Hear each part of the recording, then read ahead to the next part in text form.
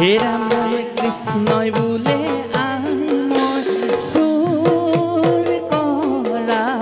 না ও আই সুর করা না হে মিশা কয়ে মামু দুখী বনা পা ওই দুখী বনা পা মাকে কৃষ্ণ কৈছিলে আঙুলি আঙুলি তোৱা লোকৰ বস্তু নানিবি গুণ আনিব নাপা অ গুণ আনিব নাপা কৃষ্ণ হৰি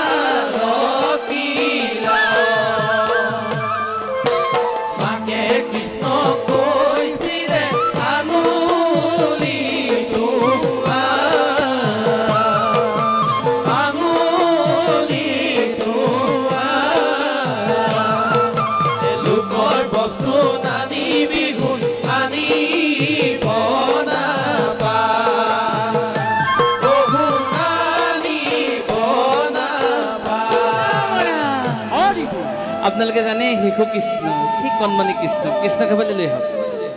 কৃষ্ণক এফালে লৈ আহক কণমানি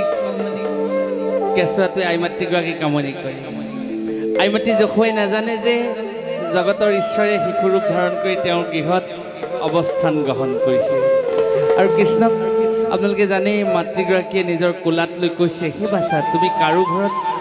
জগৰ নলগাবা দধি দুগ্ধ চুৰ কৰি নাখাবা তেতিয়া প্ৰভুৱে কৈছে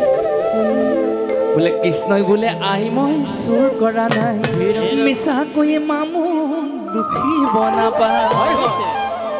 হে মাতৃ মই কাৰো ঘৰতে দধি দুগ্ধ চুৰ কৰা নাই তুমি মিছাকৈ মোক নুদুখিবা কিন্তু মাতৃগৰাকীয়ে কৈছে তুমি দধি দুগ্ধ চুৰ কৰাতকৈ ভয়ংকৰ জগৰ লগাইছা তুমি জানানে বোলে আই মই কি জগৰ লগালোঁ তেতিয়া যশোদা মায়ে কৈছে বোলে কোনো ঘৰে চুৰ কৰক কোনো ঘৰে খাওঁ আপোনালোকে জানে জগতৰ ঈশ্বৰে কি কৰে কোনো এঘৰত দধি দুগ্ধ চুৰ কৰি খায় কোনো এঘৰত দধি দুগ্ধ ভাঙি থৈ আহে কোনো ঘৰে নাপায় দধি চৱাকিলাও আৰু কোনো ঘৰত যদি দধি দুগ্ধ একো নাপায় তেতিয়া তেওঁলোকৰ ল'ৰালৰিবিলাকক মাৰকিল কৰি থৈ আহে ভগৱন্তে কি কৰে ইঘৰলৈ যায় সিঘৰলৈ যায় বোলে ধূলিত লুতুৰ পুতুৰ কানাই ধূলি দিল তোৰ পুতুৰ ধূলি দিল তোৰ পুতুৰ আৰ ঘৰে তাৰ ঘৰে লগাই গুতুৰ পুতুৰ ধূলিল তোৰ পুতুৰ কানাই ধূলিল তোৰ পুতুৰ ধূলিল তোৰ পুতুৰ আৰ ঘৰে তাৰ ঘৰে লগাই গুতুৰ মুতুৰ ধূলি দিল তোৰ পুতুৰ ধূলিল তোৰ পুতুৰ আৰ ঘৰে তাৰ ঘৰে লগাই গুতুৰ মুতুৰ ধূলিল তোৰ পুতুৰ কানাই ধূলিল তোৰ পুতুৰ ধূলিল তোৰ পুতুৰ তাৰ ঘৰে লগাই গুতুৰ মুতুৰ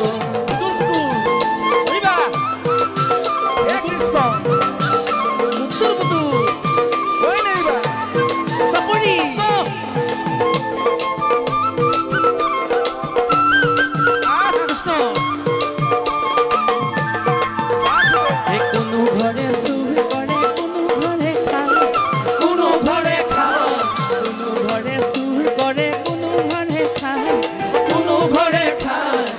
কোনো ঘৰে নাপাই দধি চোৱালকিলা ধুলিলো তোৰ পুতুৰ কানাই ধুলিলো তোৰ পুতুৰ ধুলিলো তোৰ পুতুৰ তাৰ ঘৰে লগাই গুতুৰ মুতুৰ তাৰ ঘৰে লগাই গুতুৰ মুতুৰ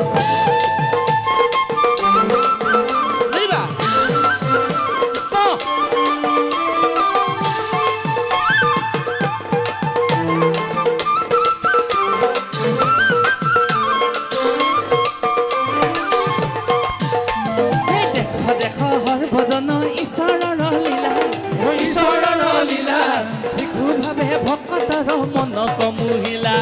ধুলিলো তোৰ পুতুৰ কানাই ধুলিলো তোৰ পুতুৰ ধুলিলো তোৰ পুতুৰ তাৰ ঘৰে লগাই গুতুৰ মুতুৰ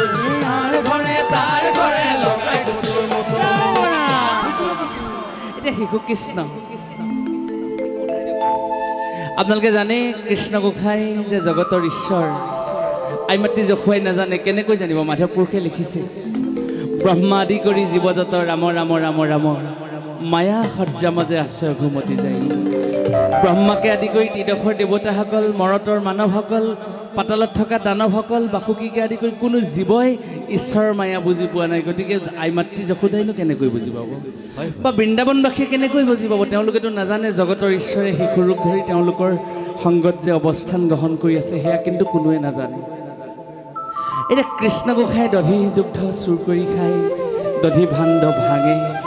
গোপিনীসকলৰ গৃহে গৃহে কৃষ্ণ গোসাঁয়ে জগৰ লগাই হয় বৃন্দাবন ক্ষেত্ৰত গোৱালে গাখীৰ খীৰাবলৈ যায় কৰিয়ালৈ গাখীৰ খীৰাবলৈ যেতিয়া গোহালিত সোমাই গৈ মাকে পোৱালি একেলগে হৈ থাকে কি গাখীৰ খীৰাব হয়নে বাৰু আইতা গতিকে মাকজনীয়ে পোৱালিটোৱে যদি একেলগে থাকিবলৈ হয় গাখীৰ খীৰাবলৈ পাব জানো ইদিনাও তেনেকুৱা হয় সিদিনাও তেনেকুৱা হয় কি হয় কথাটো যে কিবা এটা নিশ্চয় হৈছে তেওঁলোকে অনুসন্ধান কৰি জানিলে যে নন্দৰ কানাই এই কৰ্মখিনি কৰেহি এতিয়া এঘৰত সেই কৰ্ম কৰিলে এঘৰত আকৌ ভিতৰত থকা গাখীৰ তেওঁ চুৰ কৰি খালে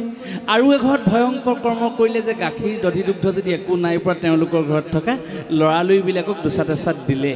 ভগৱন্তী তেতিয়া গোপিনীসকল এক হ'ল গোপিনীসকলে কি কৰিলে এই কথা নহয় আমি নন্দৰাণীক নন্দকানাই যি কৰ্ম কৰিছে এইখিনিক আমি লগাব লাগিব গোপিনীসকল এক হ'ল আজি আপোনালোকে আমাৰ ছাৰৰ বাইদেউ নহয়নে বাৰু বাইদেউৰ সন্মুখত বাইদেউৰ স্বামী শিক্ষাগুৰুজনৰ আদ্য শ্ৰাদ্ধত যেনেধৰণে দৌল বান্ধি আহিছে বা একত্ৰাপিত হৈ বহি আছে আপোনালোকৰ দৰে গোপিনীসকল সহস্ৰ গোপিনী সহস্ৰ বছৰ আগত এক হ'ল এগৰাকী গোপিনীয়ে সিগৰাকীক মাতিলে বোলে হয়া বোলে কোনফালে বা এতিয়া কোনোবা এগৰাকীয়ে কৈছে কেলৈ ছাৰৰ ঘৰত নামলৈ নোযোৱা নেকি কোৱা নাই জানো ইগৰাকী সিগৰাকী লগ লাগি আহিছে ঠিক তেনেদৰে বৃন্দাবন ক্ষেত্ৰত গোপিনীসকলে বোলে নন্দৰাণী ঘৰলৈ নোযোৱা নে বোলে নন্দৰ ঘৰে বহে নন্দকানাই জগৰ লগাই আহৈ বয়া নন্দকানাই জগৰ লগাই আহৈ বয়া বয়া বয়া বয়া নন্দৰ ঘৰে বয়া নন্দৰ ঘৰে বয়া নন্দকানাই জগৰ লগাই আহৈ বয়া নন্দকানাই জগৰ লগাই আহৈ বয়া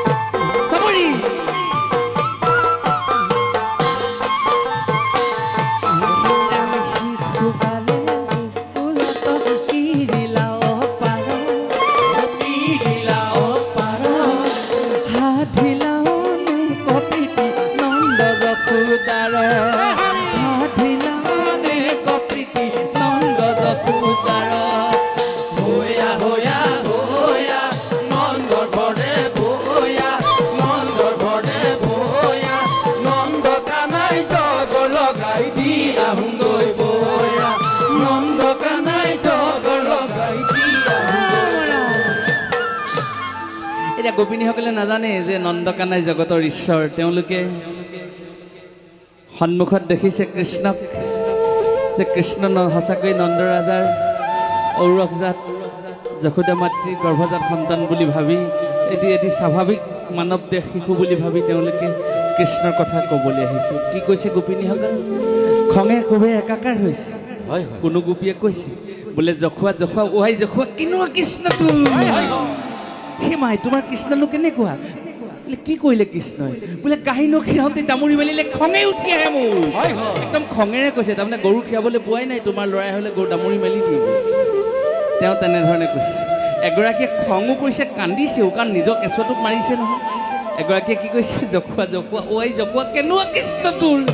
বোলে বান্ধও ভাঙিলে ধৰি চুৰ কৰিলে ঐ ল'ৰাও মাৰিলে মোৰ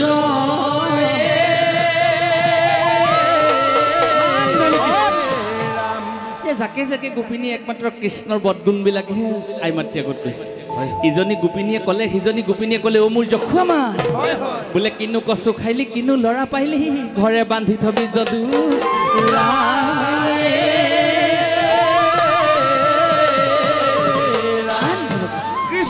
তেতিয়া আই মাতৃগৰাকীয়ে ভাবিলে যে মই সমস্ত এই বৃন্দাবনত থকা গোৱাল ৰাজ্যখনৰ মই ৰাণী গোৱালৰ ৰাণীৰ সন্তানে যদি প্ৰজাবিলাকৰ গৃহত গোপিনীসকলৰ গৃহত যদি এনেকুৱা কৰিছে সঁচাকৈ যদি গোপিনীসকলে অসুবিধাৰ সন্মুখীন হৈছে তেওঁক আহি যেতিয়া জগৰ লগাইছে এই কথা নহয় নন্দকানাইক মই বন্দী কৰিম ঈশ্বৰ সন্তান বুলি তেওঁলোকে বুজি পোৱা নাই এতিয়া যশোদা মাতৃয়ে ভাবিছে স্বাভাৱিক সন্তান নিজৰে সন্তান তেতিয়া যশোদা মাতৃয়ে কি কৈছে এ মোহন কলিয়া আজিহে মজা দিম তোকে মোহন কলিয়া মেৰাই মেৰাই বান্ধিম মেৰাই বান্ধিম মোহন কলিয়া আজিহে মজা দিম তোকে মোহন কলিয়া মেৰাই মেৰাই বান্ধিম আকৌ মোহন কলিয়া আজিহে মজা দিম তোকে মোহন কলিয়া মেৰাই বান্ধিম যশোদা সুন্দৰী হে মোহন কলিয়া কৃষ্ণক বান্ধো বুলি হে মোহন কলিয়া কৃষ্ণক হে মোহন কলিয়া কলিয়া জৰি মোহন কলিয়া আজিহে মজা দিম তোকে মোহন কলিয়া মেৰাই বান্ধিম তোক আজি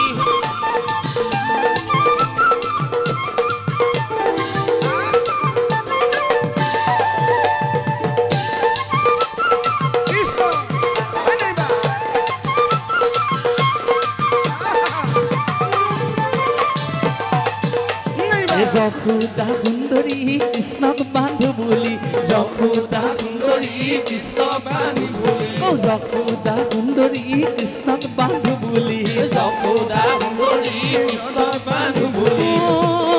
আনিলে জগতৰ জৰি মোহন কলিয়া আজিহে মজা দিম তোকে মোহন কলিয়া মেৰাই বান্ধিম তোক আকৌ মোহন কলিয়া আজিহে মজা দিম তোকে মোহন কলিয়া মেৰাই বান্ধিম বোলে যশোদা সুন্দৰী এতিয়া যশোদাই কৃষ্ণক বান্ধন কৰিম বুলি ব্যৱস্থা গ্ৰহণ কৰিলে এতিয়া কৰিলে কি কৰিলে তেওঁ আপোনালোকে জানে বোলে যশোদা সুন্দৰী কৃষ্ণক বান্ধে বুলি আনিলে জগতৰ জৰি এতিয়া কৃষ্ণক বান্ধিব হয় কৃষ্ণক কেনেকৈ বান্ধিব কৃষ্ণক বান্ধিবলৈতো তেওঁ কিবা জৰি বা ৰছী লাগিব ইঘৰৰ পৰা জৰি আনিছে সিঘৰৰ পৰা জৰি আনিছে নিজৰ ঘৰত নাতি বোলে জগতৰ জৰিৰে বান্ধিলে যশোদাই নাতিল দুআঙুল জৰি মোহন কলিয়া আজিহে মজা দিম তোকে মোহন কলিয়া মেৰাই বান্ধিম আকৌ মোহন কলিয়া আজিহে মজা দিম তোকে মোহন কলিয়া মেৰাই বান্ধিম কৃষ্ণৰ কঁকালত জৰি মুঠে মুঠে নিদাৰুণ যশোদা বান্ধে গানে মলেৰে বান্ধে আঁকি আঁকি গানে মলেৰে বান্ধে আঁকি আঁকি তেওঁ দুআঙুল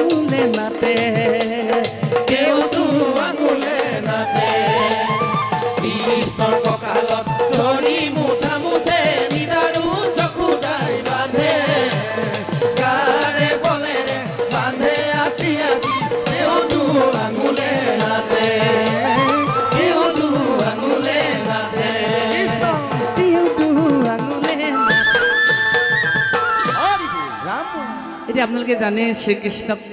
বন্ধন কৰিবলৈ যশোদাই সমস্ত শক্তি প্ৰয়োগ কৰিলে। এতিয়া আমি বাহ্যিক দৃষ্টিত দেখিছোঁ হয় যশোদাৰ সন্তান কৃষ্ণ, কিন্তু আপোনালোক সমস্তজনে জানে সমস্ত জীৱ জগতৰ পিতৃ, সমস্ত জীৱ জগত কাৰ সন্তান? সেইজন কৃষ্ণৰে সন্তান। সেইজন কৃষ্ণই কি কৰিলে, যদি তেওঁ আই মাতৃক যদি বন্ধন নিদিয়ে, আই মাতৃয়ে হয়তো দুখ পাব, তেওঁক খেদা কুৰা কৰি ফুৰোঁতে মাতৃ হয়তো দুখ পাব। বোলে কৃষ্ণ পলাই যায়, যশোদাই খেদি যায়, কেশ আউল চাউল কৰি আহিলা গৌৰাংগা হা, এই জগতৰ গোসাঁই নিজে বান্ধা দিলে মাৱে দুখ পাব বুলি।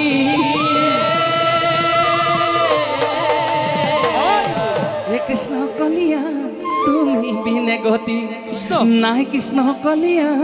দিয়া চৰণ তলে, দিয়া চৰণ তলে ঠাই। হে কৃষ্ণ কলিয়া তুমি বিনে গতি নাই, কৃষ্ণ কলিয়া দিয়া চৰণ তলে, দিয়া চৰণ তলে ঠাই। আকৌ কৃষ্ণ কলিয়া তুমি বিনে গতি নাই, কৃষ্ণ কলিয়া দিয়া চৰণ তলে, দিয়া চৰণ তলে ঠাই।